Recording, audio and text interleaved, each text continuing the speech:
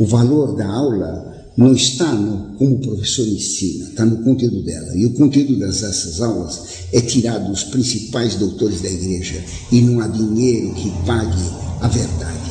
A verdade é impagável. Não há dinheiro no mundo que tenha o valor da verdade. A verdade sendo, então, impossível de valorizar monetariamente, a verdade não se vende, não se aluga, se dá. Esse é o problema que vamos tratar hoje. Porque todo o século XX faz essa pergunta idiota. Mas a verdade existe. Pilatos já tinha perguntado isso para Cristo, a verdade encarnada. Mas que é a verdade? Hoje em dia, se a gente for ver as listas de alunos nas aulas, o nome que mais aparece é Pilatos.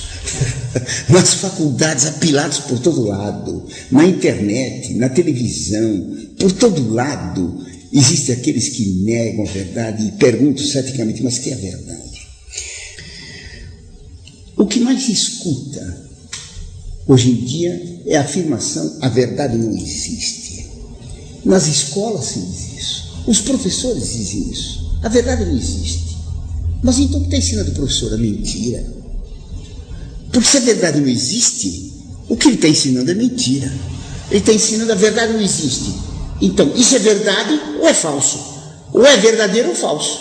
Ou é correto ou é falso? Mais ainda, nas escolas se ensina, cada um tem sua opinião, que não existe verdade. Oh, mas então seria muito cômodo. Se cada um tem sua opinião... eu gostaria de ter um professor de história que me dissesse isso. Cada um tem sua opinião. Quando ele me perguntasse quem descobriu o Brasil, eu diria para ele: quem descobriu o Brasil foi meu tio. Ele saiu do porto de Palos, na Sibéria, atravessou o deserto do Saara, subiu no Everest, que está no meio do Saara, e declarou lá em cima, como é por bem de todos, felicidade geral da nação, diga ao povo que é que eu fico. Se não há verdade, tudo é verdade e tudo é falso. É nessas contradições que o mundo atual se debate. Se nega a verdade com a maior disfarçatez. Vocês vejam, por exemplo, os nossos políticos. Os nossos políticos, normalmente seguidores do marxismo, eles acabam negando a existência da verdade. Verdade não existe como ensina, como mente na Bíblia da imbecilidade do ódio, que é a obra de Marx. Como mente Marx, a verdade não existe. Cada um pensa o que quiser, não existe verdade nenhuma. Os políticos negam a existência da verdade. Depois, nas CPIs, obrigam a jurar que se diga somente a verdade. E eles lutam para saber a verdade dos fatos. Mas se não existe verdade, para que a CPI? Para que tribunal se não existe verdade? Se não se chega a verdade nenhuma, feche-se os tribunais, feche-se as escolas, cale todo mundo a boca, feche os congressos, imagine. Porque tudo que o deputado diz é mentira, não existe verdade. Quer dizer, uma loucura. Claro que tem que manter abertos os tribunais, tem que manter-se abertas as escolas, tem que se manter abertos os corpos legislativos, porque a verdade existe. Se não existe a verdade, não se pode falar mais nada. Os que negam que eu estou ensinando a verdade, calem-se, porque eles estão falando a mentira. Claro. A verdade existe e ela é negada por esses doutores de dúvida. Isto que leva ao fracasso e ao descrédito de todas as escolas. Ninguém crê em mais nada. Tudo é falso, tudo é mentira, tudo é opinião, tudo é palpite. Como é que há o mal? Então Deus criou o mal? Como é que é isso? Essa pergunta é bastante interessante, porque é a pergunta que fundamenta todas as doutrinas gnósticas. Todas as doutrinas gnósticas começam com isso. De onde vem o mal?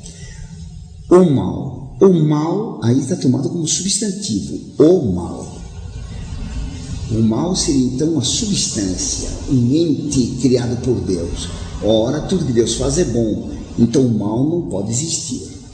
Se existisse o mal, diz Santo Agostinho, ele teria um bem, que seria a existência, então ele não seria absolutamente mal. O mal absoluto não tem possibilidade de existência. O que a pessoa pergunta é sobre o mal moral. O mal moral é uma ação, um ato, não é um substantivo, não é uma substância. Há verbos maus: roubar, assassinar, mentir, caluniar, difamar. São verbos que indicam uma ação má.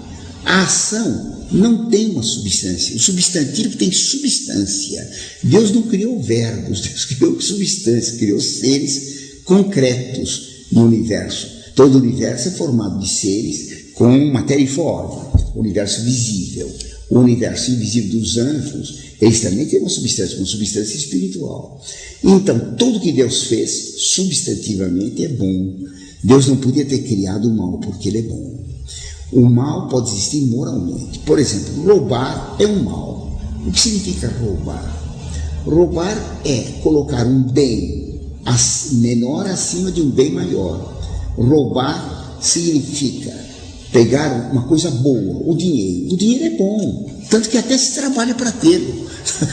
Se fosse mal, nós não procuraríamos trabalhar para tê-lo. Está claro? Ninguém busca o mal em si mesmo. Se se trabalha pelo teu dinheiro, o dinheiro é bom.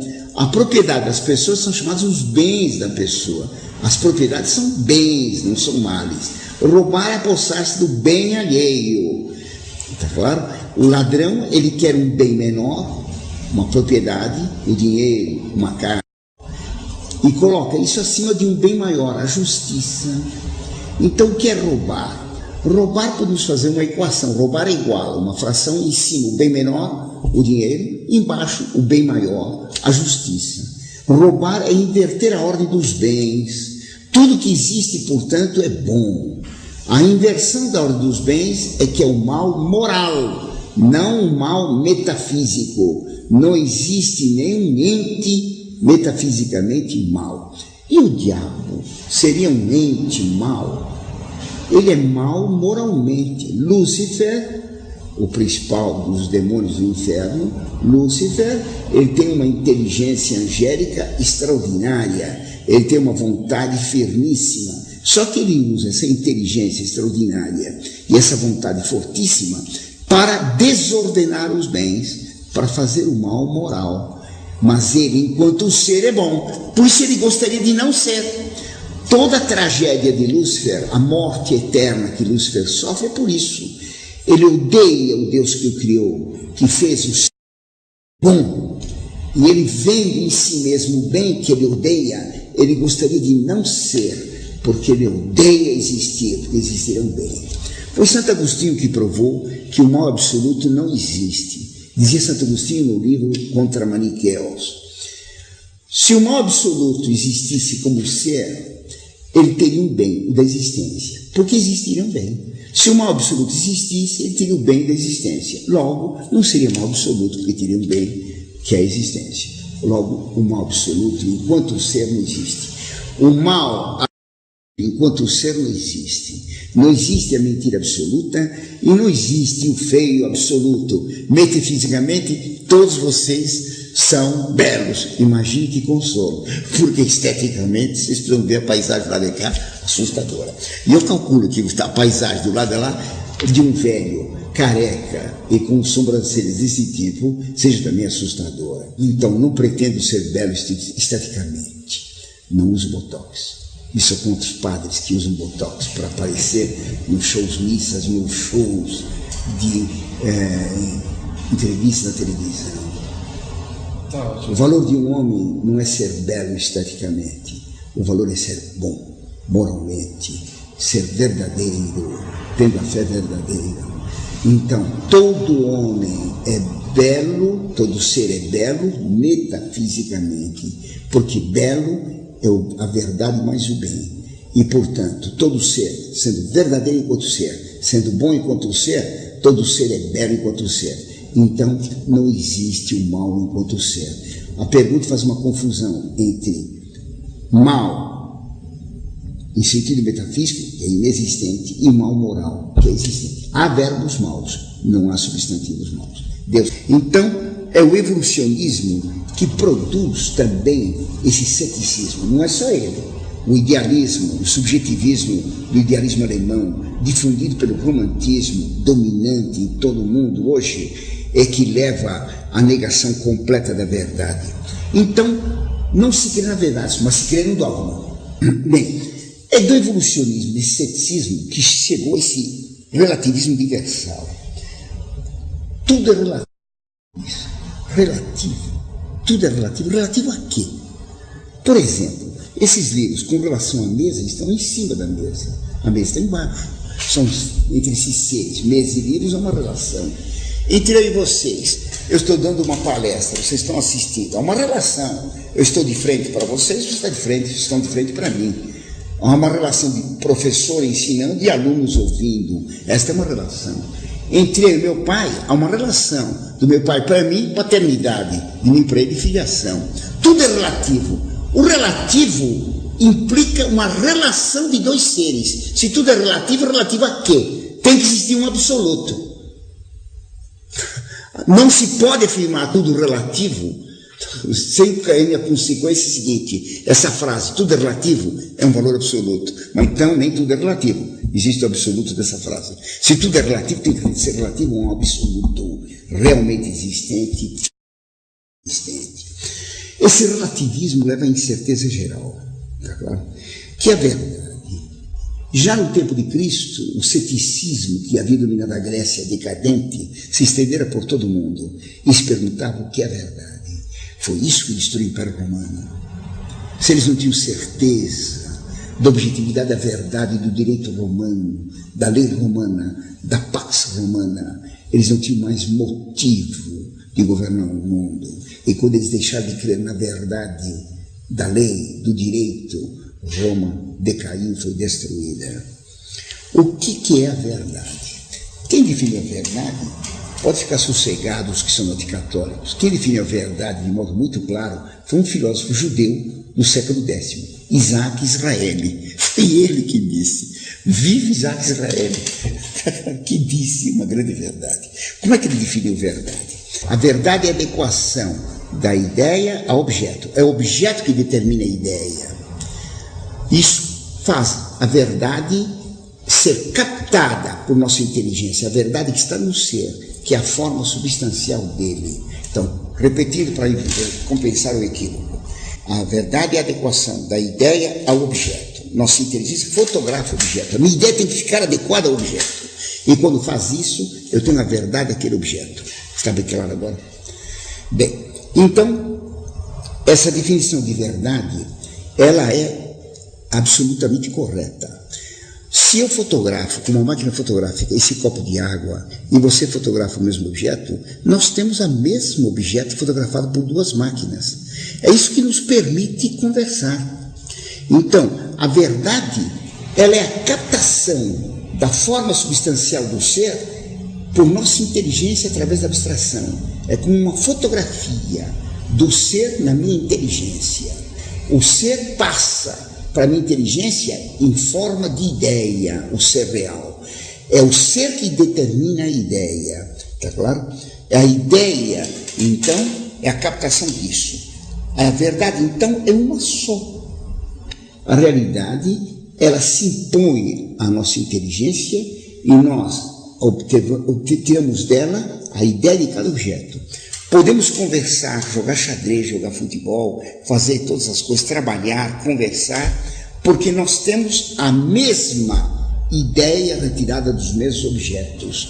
Isso que permite a conversa, a vida social, toda a atividade humana. A verdade, portanto, é uma só. Ela é una. Essa é a primeira característica da verdade. Além disso, a verdade é universal. O que quer dizer universal? Que ela é a mesma em qualquer tempo, em qualquer lugar. 1 mais 1. Quanto que é? 2. Há muito tempo. Imagine que alguém dissesse, tem gente que diz isso, professor, o senhor tem ideias antiquadas. As ideias não se classificam como novas ou velhas, antiquadas ou recentes. As ideias são certas ou erradas. 1 mais 1, 2, essa é uma verdade muito antiga. Então a verdade é a mesma em todos os tempos. Não há ideias antigas ou novas. As ideias são certas ou erradas. O quadrado da hipotenusa igual a suma dos quadrados catetos. Dá muito tempo, desde Pitágoras. Não se vem com uma ideia moderna para modificar essa relação da hipotenusa com os catetos. Isso é um absurdo. A verdade não muda no tempo. Segundo, ela é a mesma em toda parte. 1 mais 1, 2. Aqui na Argentina também. A negação da verdade como imutável acarreta a negação da imutabilidade divina Deus não seria ato puro, Deus seria movimento contínuo, yin e yang. Isso é gnose. A religião verdadeira afirma que Deus não tem mudança. É puro ato, tem todas as qualidades em grau absoluto. Então a verdade é imutável. A verdade também, ela não sofre diminuição sem deixar de ser o que ela é. Não tem abatimentos na verdade. A verdade é irredutível. Ou ela é íntegra, ou ela se for mentira. A verdade tem que se aceitar totalmente como ela é. A realidade se impõe à nossa inteligência e deve ser aceita como tal. Então, a verdade é íntegra, indivisível, ou então é mentira. Não existe meia verdade. A mentira é igual verdade sobre N diferente de 1. E quanto mais a mentira se aproximar da verdade, mais ela engana. Por isso, as piores mentiras são aquelas que parecem mais verdadeiras. Quando se diz que a verdade é a correspondência entre a ideia com o objeto, o determinante da correspondência vem do objeto. É o objeto que produz a ideia, não é a ideia que produz o objeto. A ideia do sujeito conhecedor, Orlando está conhecendo esse copo, esse conhecimento, a ideia que eu faço do copo é que gera em mim, o objeto que gera em mim a ideia, não é a minha ideia que produz o copo. Se minha ideia produzisse o copo, oh meu Deus, então quem faria esse copo aqui seria de ouro e ficava rico imediatamente, tá claro? Se fosse a ideia que produzisse a realidade, todo doente estava curado. É só ter ideia que estava curado, pronto, está curado. Isso é um absurdo. A realidade não muda pela ideia. A realidade se impõe à nossa inteligência. É a realidade que se impõe ao nosso intelecto e não o contrário. Então a verdade é objetiva.